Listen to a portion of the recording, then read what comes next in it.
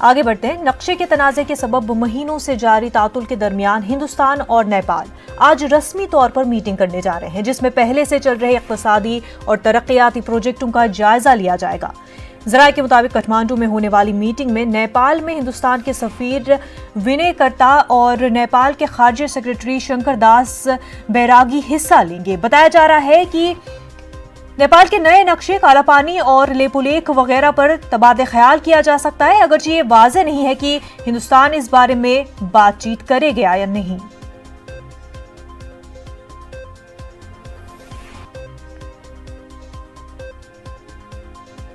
दिल्ली से हमारे नुमाइंदे शंकर आनंद इस वक्त हमारे साथ जुड़ चुके हैं। शंकर, जिस तरह से कंट्रोवर्शियल मैप को लेकर के हिंदुस्तान और नेपाल के बीच में तनाज़ा जारी है, इस बीच मीटिंग होने जा रही है, क्या इस मीटिंग में भी इस कंट्रोवर्शियल मैप को लेकर बातचीत हो सकती है?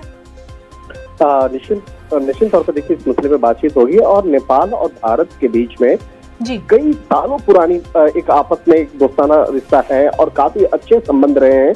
लेकिन ऐसी क्या वजह हुई, अचानक ऐसी क्या मसला हुआ कि जिसके चलते दोनों देशों के बीच में इस तरह के राजनीतिक मानचित्र को वहां पर बीच में लाना पड़ा।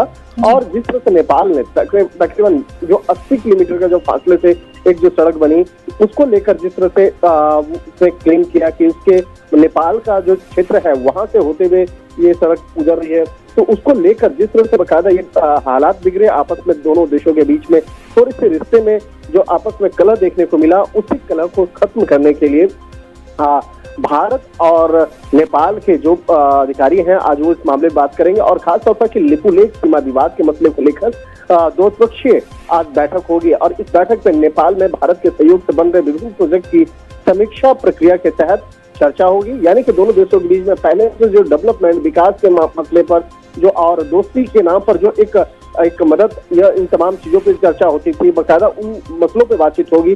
और भारत हमेशा से नेपाल को एक अपना अच्छा पड़ोसी मुल्क मानता रहा है, तो इन तमाम मसलों को आपस में बैठ करके खत्म करने की कोशिश की जाएगी।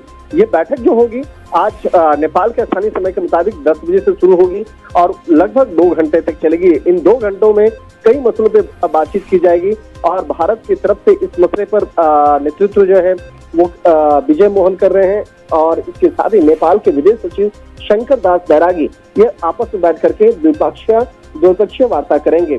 और इस मसले पर जो नया मानचित्र जारी किया गया, इसके साथ ही कई और दूसरे जो अन्य मसले हैं उसको समाधान किया जाएगा। और निरीक्षण व्यवस्था के बैठक में नेपाल के आर्थिक और विकास से जुड़े हुए प्रोजेक्ट के मसले पर चर्चा होगी।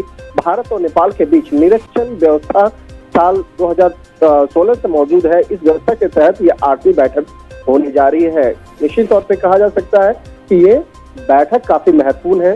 भारत और नेपाल के बीच में जो आपस का ये जो रिश्ता है, एक बहुत मजबूत रिश्ता है, उसको और ज्यादा बेहतर बनाने की और मजबूत करने के लिए। जी, और खासतौर से शंकर, जब दूसरे जो नेबरिंग कंट्रीज है, पाकिस्तान है एक तरफ और दूसरी तरफ चाइना है, ऐसे में कितना इम्पोर्टेंट है कि दूसरे जो हमारे नेबरिंग कंट्रीज है उनके साथ रिश्ता सही रहे, खासतौर से नेपाल जैसे मुल्क जिनके साथ हमेशा से अच्छे ताल्लुकात रहे हैं?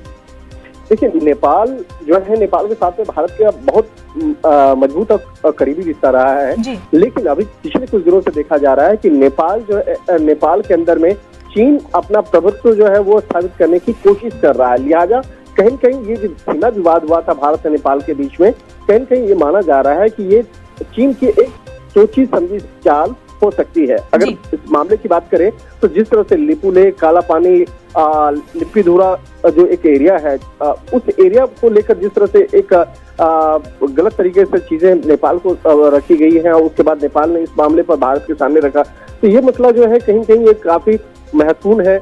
और यहाँ पे साफ तौर पे पता चलता है कि नेपाल के अंदर में धीरे धीरे चीन जो है अपनी सोच को वहाँ पर रखने की कोशिश कर रहा है।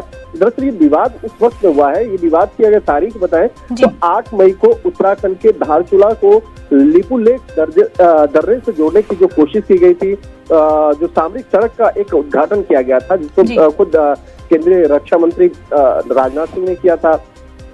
तो ये उत्तराखंड के धारचूला और लिपुलेख दर्रे से जोड़ने वाली सामरिक सड़क का जो उद्घाटन किया गया, उसके ठीक बाद ये इस तरह की चीजें सामने आई थी। और ये जो अगर उस मसले की अगर बात करें तो चीन को कहीं न कहीं इससे ज्यादा असर पड़ रहा था, क्योंकि भारत जो है अपने सीमावर्ती इलाकों में अपने आप को मजबूत कर रहा है, तो इसका जो एक असर कहते हैं वो चीन को हो रहा है। तो कहीं कहीं ये मसला भी उस चीन से ही जोड़ कर देखा जा रहा है, जिसके चलते नेपाल के द्वारा इस तरह के जो विरोध है, जिस तरह से बाकायदा राजनीतिक एक नया मानचित्र जारी किया गया और इसी जून महीने में नेपाल की संसद ने उस राजनीतिक मानचित्र को औपचारिक तौर पर मंजूरी भी दे दी। तो ये किस तरह से बाकायदा इस मामले को देखा जा रहा है। तीन तमाम मामलों पर भारत और नेपाल के जो दोनों वरिष्ठ अधिकारी हैं ये आपस में बैठ करके चर्चा करेंगे। इसके साथ ही जो कई ऐसे प्रोजेक्ट हैं जो नेपाल के अंदर में जो विकास डेवलपमेंट का काम चल रहा है, जो जिसमें भारत भी उसमें मामले में सहयोग कर रहा है, तो उन तमाम विकास के मसलों पर भी आगे की चर्चा होगी। बिल्कुल शंकर, और इसी बीच जो ये मीटिंग भी होने वाली है, उम्मीद यही की जा रही है कि इस मुद्दे पर बात हो और कहीं ना कहीं जो जिस तरह का एक टकराव देखा जा रहा है इस कंट्रोवर्शियल मैप के जरिए वो कम हो जाए और जो ताल्लुकात पहले बेहतर थे उसी तरह से फिर से नेपाल और हिंदुस्तान के बीच में ताल्लुकात बेहतर हो। शंकर, बेहद शुक्रिया आपका।